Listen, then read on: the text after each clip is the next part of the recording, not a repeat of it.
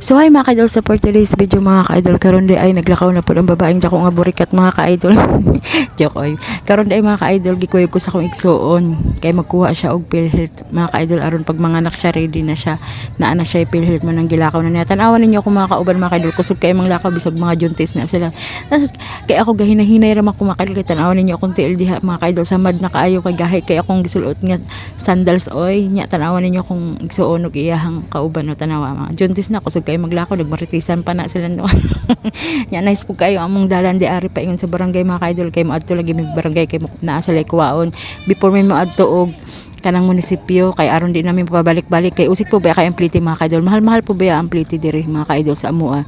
Unya tanawan ninyo oh, di ba kusog kay sila maglakaw di mga ka-idol, nalingaw ko gibidyo-bidyohan ako sila pa samtang ga kwento-kwentuhan sila ambot ang siguro ilahang gipag kuan topic oy. Nya mao ra na mga ka-idol, dagan salamat sa paglantaw sa akong video mga ka-idol. I hope na ma-share ninyo akong video mga ka-idol. Dagan salamat, bye.